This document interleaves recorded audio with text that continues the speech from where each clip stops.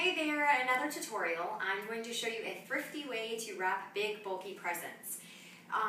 Gift bags for big bulky presents that don't fit in like the paper gift bags are very expensive. They're usually like $5-6. This is using the 99-cent plastic tablecloths that you can find at any store. So I'm going to show you, I'm wrapping a teacher's gift here that is done in another tutorial with etched glass. So I'm going to use 2 tablecloths for this one just to be more festive, but you could have done this all with just the same color. So here's how the tablecloths come out of the package.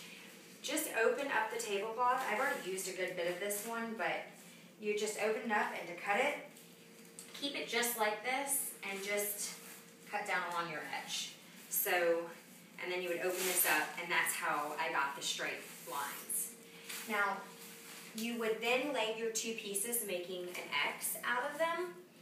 And again, for this one, I'm using 2 different colors. So for Christmas, the first thing you want to do is lift up this inside piece,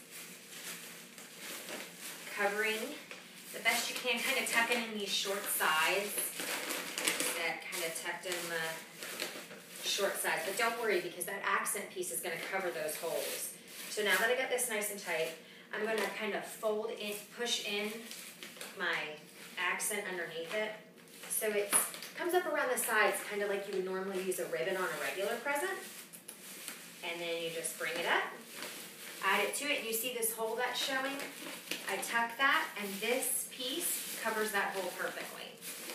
And then you could kind of position it and reopen it however you need to cover the item. So now I've got it totally covered up. I'm going to take wrapping paper ribbon, the same stuff you use when wrapping presents, and I'm just going to bring it around and tie it on here. I'm just tying a knot. Now, when you're actually doing this, before you go on from this step, tie 3 or 4 more pieces of ribbon on there.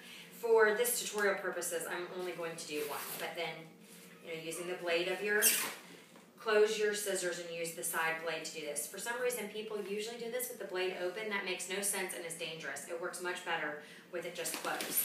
So now that you've done 4 or 5 other pieces of ribbon, now I'm going to show you how to make the faux bow on top. So just with a pair of scissors, and I've just stored some of the kids' scissors here, I'm just going to come up above it, and I'm going to just cut at a diagonal like a zigzags. So I went down, up, going back up, and now I'm going back down for one last chop. And you can see, the more imperfect, the better, and then you just kind of open it up and it makes a bow. Now, if this became too big of a bow and you don't want it that big, this is what's great. If you go too big to start with, you can go back. However, you can't go the opposite direction, as I recently figured out, sorry. Okay, there you go. There's my bow and my tablecloth wrapping.